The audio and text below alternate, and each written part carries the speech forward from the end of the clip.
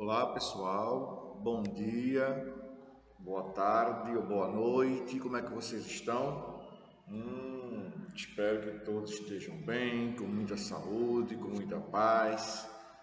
Nesse primeiro momento, vai meu abraço em cada coração, né? Que vocês possam estar bem dispostos para aprender o conteúdo histórico.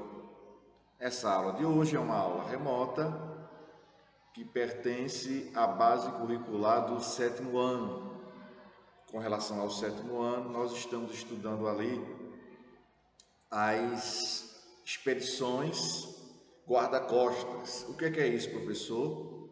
São expedições que o governo português vai empreender, vai colocar em prática para quê? Isso, muito bem, para proteger a costa brasileira de possíveis invasores, de outros povos invasores. Há o descobrimento, né? Existe inclusive a polêmica em cima disso, se foi um descobrimento proposital ou foi um descobrimento sem querer, inusitado por parte dos portugueses. E aqui nós temos que entender que essa concepção, se foi achado, se foi o descobrimento proposital do território brasileiro, nos últimos anos. Até então, isso nos últimos 15 anos, mais ou menos, começou essa discussão. Se os portugueses realmente tinham esse desejo de descobrir a terra brasileira ou foi de uma forma inusitada. Se o descobrimento aqui foi inusitado, foi proposital. Foi alheio qualquer tipo de vontade, vamos por aqui sem saber muito bem para onde ia. As correntes marítimas, segundo alguns historiadores, alguns pesquisadores, fez com que chegassem aqui ao Brasil, os portugueses chegassem aqui ao Brasil.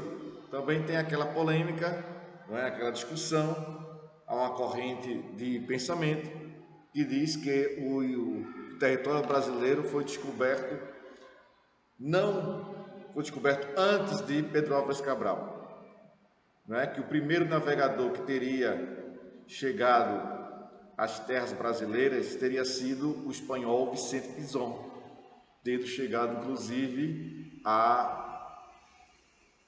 ao território ali, a região de Poço de Galinhas em Pernambuco. Tá bom? O que é que temos para hoje? Temos o estudo, verificação, conhecimento histórico das expedições guarda-costas. Volto a falar sobre isso. Essas expedições vão ser expedições que visam proteger a costa brasileira. Há, nesse momento, um país que possui uma rivalidade com Portugal e também vai empreender nas navegações, que é Espanha. A Espanha vai empreender e, além da Espanha, tem também a possibilidade de ter invasões francesas, que a gente vai observar, vai verificar, vai estudar de acordo com o transcorrer da aula de hoje. Pois bem, iniciando nossa aula, convido vocês a abrir o nosso livro de História do sétimo ano. Corre lá, pega lá, não dá vacilo não, isso. Vai lá pegar o livrinho. Depois que pegou o livro, abra-o na página 178. 178. Vamos lá. Diz assim, lá em cima, no subtítulo que tem aí, Expedições Guarda-Costas de Cristóvão Jacques. Desculpe. As primeiras expedições, né, brasileiras, inicialmente, estou voltando um pouquinho, viu, em relação a uma aula para dar um reforço nesse conteúdo aqui. As primeiras expedições brasileiras inicialmente provaram que não foram encontrados metais preciosos e especiarias. Inicialmente não.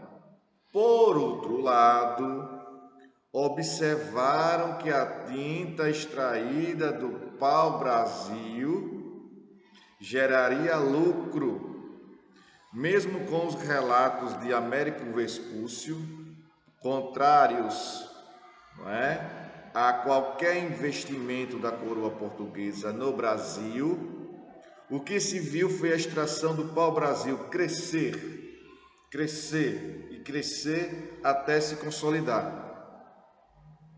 Isso despertou ainda mais o interesse da coroa, mas também de aventureiros que extraíam a madeira sem pagar imposto a Portugal, o que causava grandes prejuízos. Muitos desses invasores eram franceses, olha aí, espanhóis e holandeses.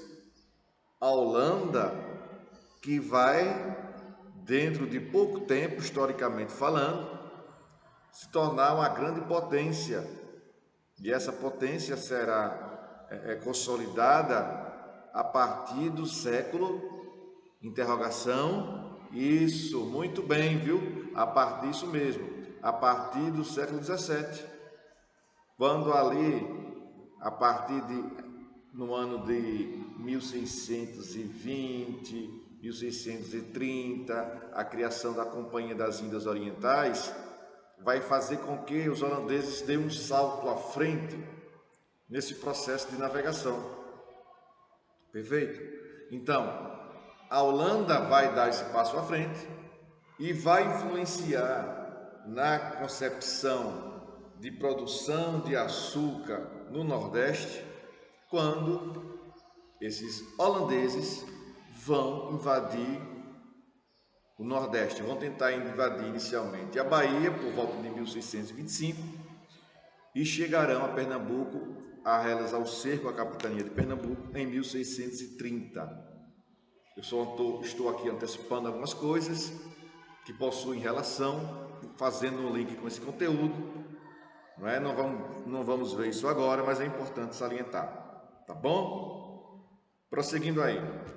Esse é um conteúdo muito importante. Eu estou retomando um pouquinho da minha fala na última aula, para que vocês observem a ligação das situações e como essas expedições vão se desenrolar, como elas vão acontecer, permitindo que o Brasil possa ser visto pelos portugueses de uma forma diferente. Não mais como uma situação de interrogação, mas a partir de agora, a partir de 1530, quando começar a questão da exploração propriamente dita, a estrutura que a gente vai ver daqui a pouco das capitanias hereditárias, o Brasil vai fornecer riquezas para os portugueses.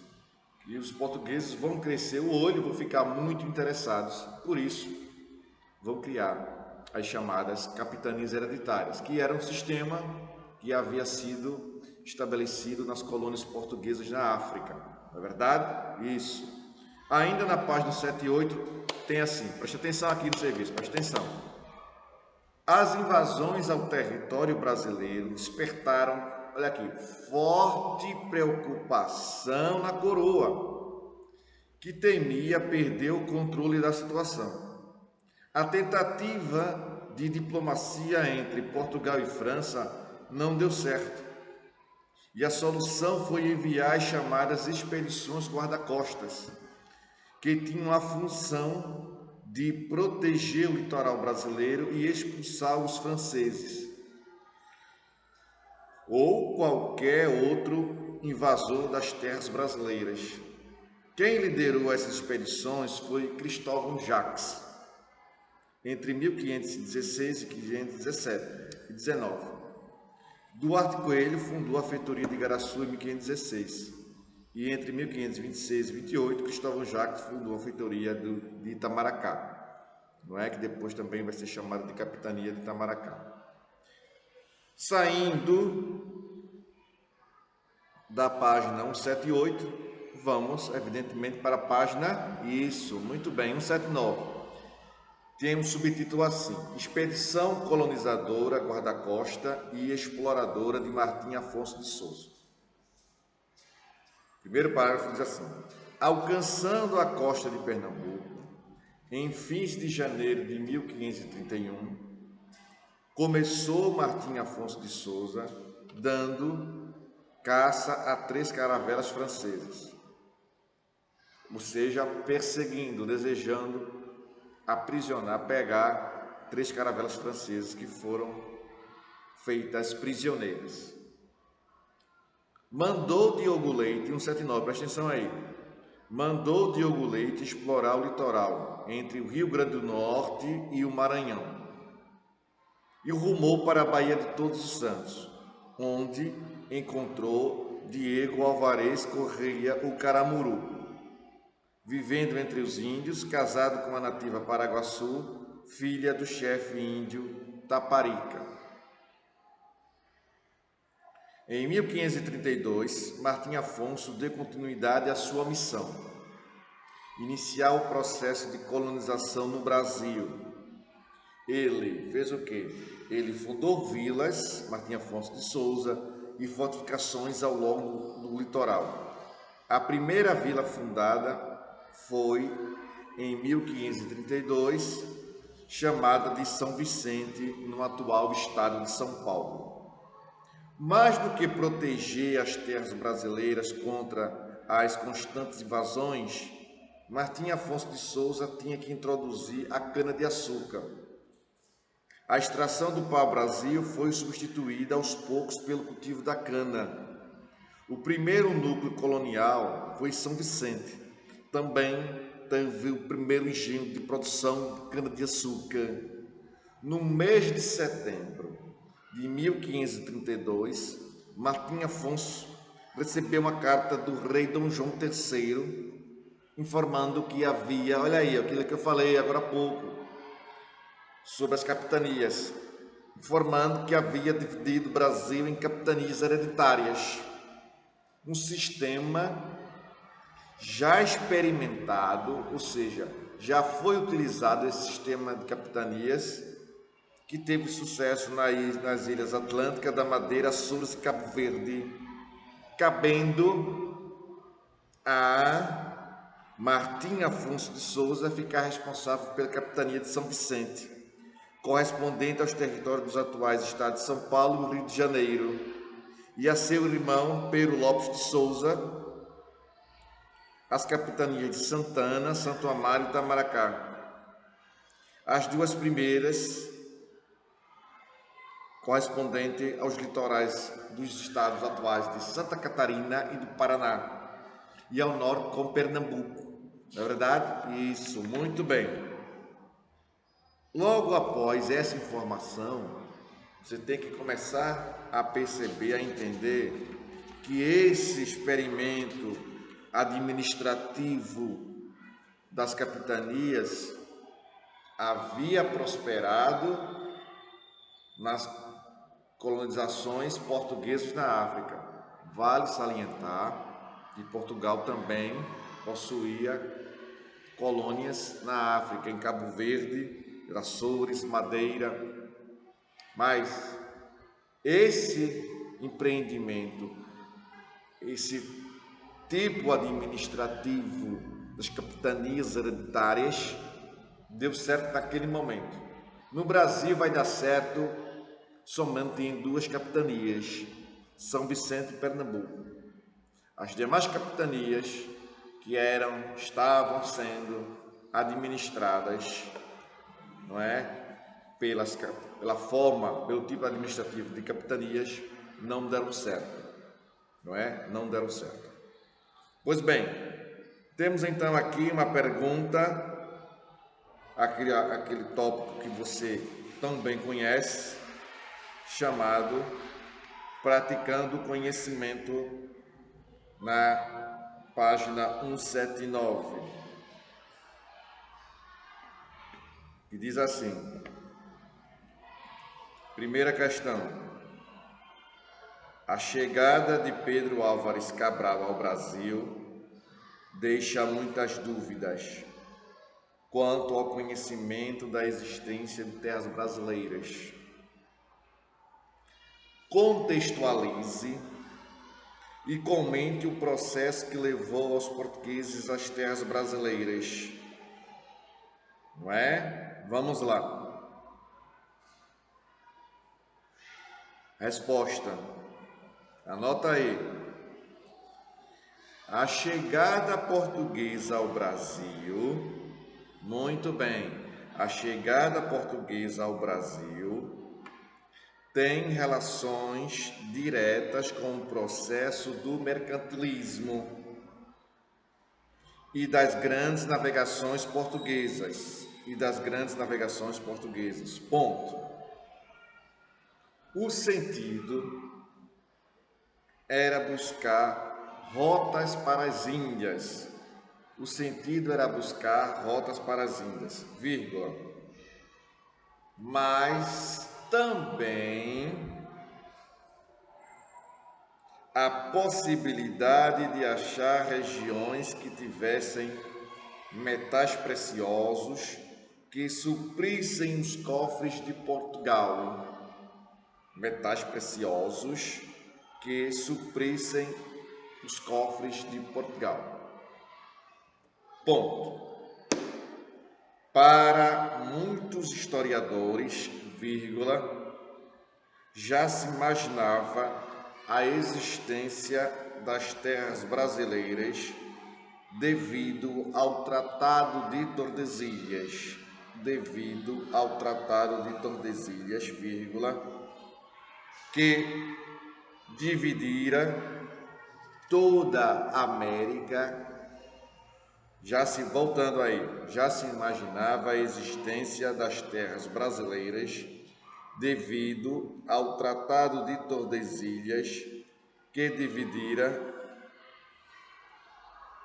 toda a América entre Espanha e Portugal. Indo agora para a página 180, nós temos a questão número 3. Vou deixar a questão número 2 para casa, tá bom? Número 2 eu vou deixar para casa. A questão número 3 diz assim: as expedições exploratórias do litoral brasileiro constituíam um marco importante para estabelecer um conhecimento sobre a Nova América. A partir de suas inferências sobre o tema, faça uma análise das explorações a seguir e relate a sua importância.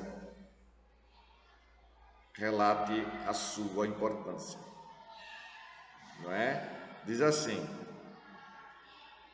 expedição de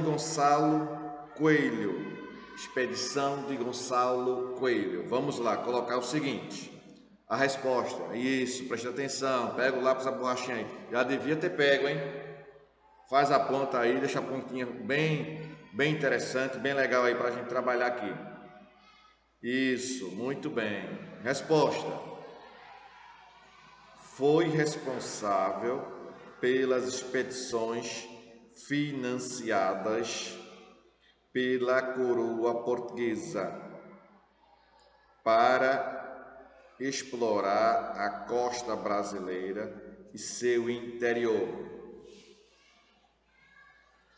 em 1503. Voltando, foi responsável pelas expedições financiadas pela coroa portuguesa para explorar a costa brasileira e seu interior em 1503, vírgula, em busca de especiarias e metais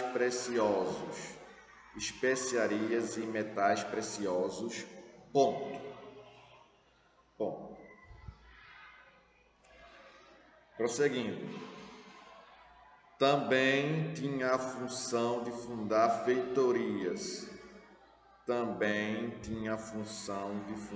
feitorias. Vírgula, que ajudavam a armazenar as toras de madeira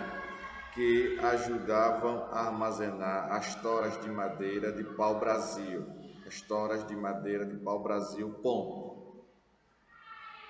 Américo Vespúcio fez parte dessa expedição.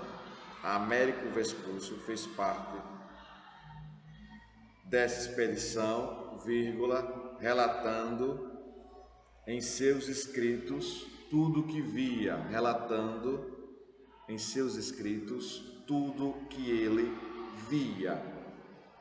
Letra B, expedição de Gaspar de Lemos. A resposta, expedição de Gaspar de Lemos, lá vai a resposta. Preste atenção aí no serviço. Foi a primeira expedição da costa brasileira. Primeira expedição da costa brasileira, realizada em 1501. Tinha a finalidade de achar metais preciosos e, eventualmente, especiarias. Tinha a finalidade de achar metais preciosos e, eventualmente, vez por outra, especiarias. Ponto. A expedição foi da região de São Paulo.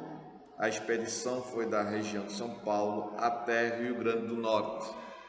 Ponto. Até Rio Grande do Norte. Ponto. Sendo considerada uma expedição mal sucedida. Sendo considerada uma expedição mal sucedida. Vírgula. Uma vez que não foi achado nenhum bem valioso. Não foi achado nenhum bem valioso, como ouro ou prata, Na página 181, nós temos a quarta questão dos exercícios e a exploração do pau-brasil. Um subtítulo do conteúdo de texto para a gente trabalhar em cima aqui. O que é que tem aqui?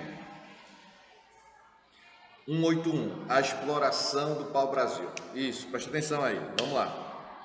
Como vimos, em vez do ouro e da prata,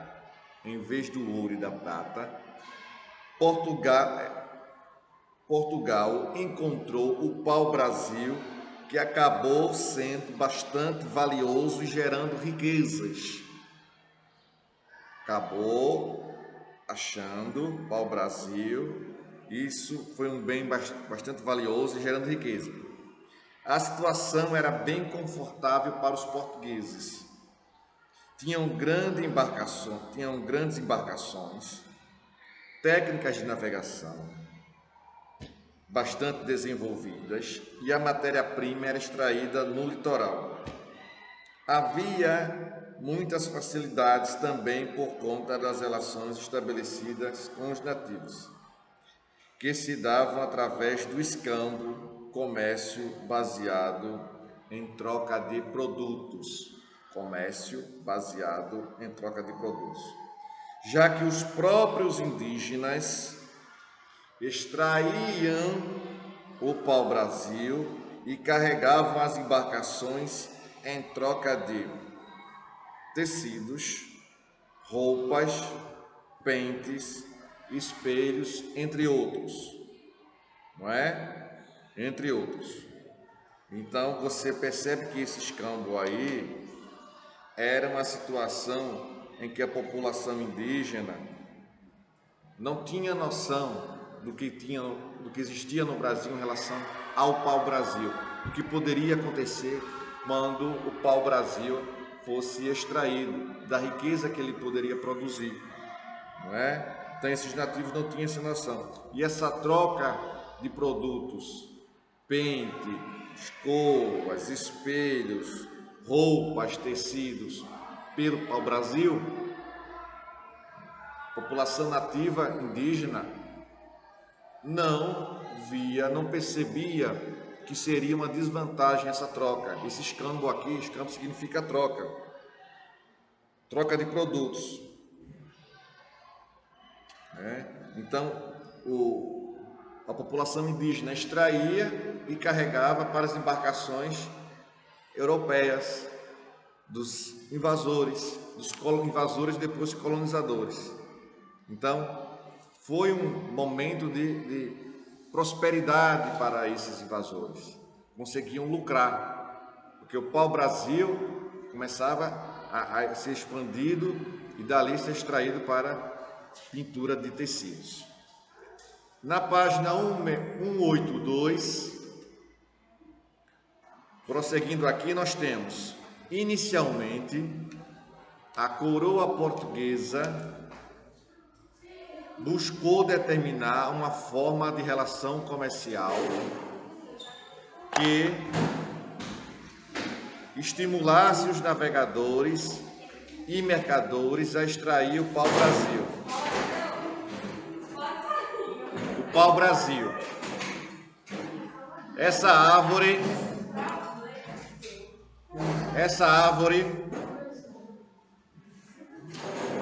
não é? Era encontrada desde o litoral do Rio Grande do Norte até o Rio de Janeiro. E era difícil exercer o controle em toda essa extensão. Uma solução já citada foi o quê? A construção dessas feitorias, que era uma espécie de entreposto, uma espécie de armazém, que era guardado esse material aí. Né? Um armazém que parecia até uma fortaleza. Enfim, em toda a madeira era guardada para logo em seguida ser transportada. Além disso, a coroa portuguesa dava aos mercadores concessões para exploração, que teriam de mandar parte da extração para Portugal, bem como expandir a cada 2 anos 2.000 quilômetros pelo litoral brasileiro. Tá bom? Pessoal, eu vou concluindo por aqui a aula de hoje do 7º ano e na próxima aula nós vamos mergulhar no estudo das capitanias hereditárias, que era uma forma administrativa que vai trazer lucro